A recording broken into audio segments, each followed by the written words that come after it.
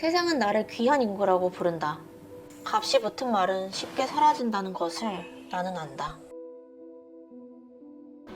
옛날 기록을 살펴보면 출생률 때문에 꽤나 걱정이 많았던 것 같다. 예전의 출산 방식을 보면 그럴만도 하다. 예전에는 남자와 여자가 직접 관계를 하고 여자가 자신의 몸에 아이를 10달 동안 품어야 한다고 했다. 말이 되는가? 무려 10달 동안. 그렇게 아이를 낳았다고 한다.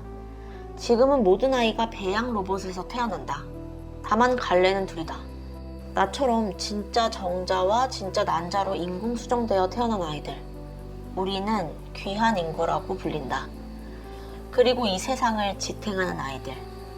인공 정자와 인공 난자로 만들어진 이들은 정부가 양육하고 노동자가 된다. 이 세상은 80%의 노동자와 20%의 귀한 인구로 이루어져 있다. 노동자들은 일을 하고 돈을 받는다. 하루 8시간 같은 일을 반복하고 일주일에 이틀을 쉰다. 끔찍하게 들리는가? 그렇게 정해졌기에 그렇게 산다고들 말한다.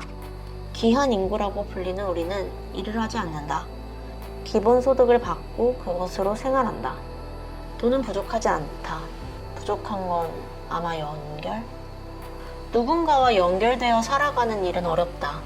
단절이 표준이고 단절은 안전을 보장한다. 그래서 우리는 온라인 세상에서 소통하고 배우고 그렇게 살아간다. VR 기기 하나면 세상의 모든 경험이 가능하다. 그러니 굳이 위험을 무릅쓰고 누군가를 만나거나 어디를 갈 이유는 없다. 연결은 부재하고 그래서 안전하다. 이 말은 꽤 오랫동안 유효했고 지금도 유효하다. 실제로 누군가를 만난다는 것, 그러니까 우리 같은 귀한 인구끼리 마주친다는 건 드문 일이다. 가끔 집 밖으로 나가더라도 마주하는 건 대개 노동자들이다. 그들은 집 밖을 나와야 하니까. 그렇게 연결되어 노동을 해야 하니까. 사람들은 속삭인다. 세상에서 가장 끔찍한 혼종은 노동자와 귀한 인구 사이에서 태어난 아이라고. 그들은 세상의 눈을 피해 옛날의 방식대로 직접 관계하고 출산한다고 한다. 잔혹한 이야기다. 더 잔혹한 건 그렇게 태어난 아이는 귀한 인구의 자격을 얻지 못한 채 귀한 인구의 정신을 가진 노동자로 살아가야 한다는 것이다. 어떤 이들은 그것을 사랑이라고 말한다. 세상의 흐름을 거슬러 규칙을 흐리게 만드는 일을 사랑이라 부른다. 한때 사랑이 중요한 가치였던 시절이 있었다고 한다.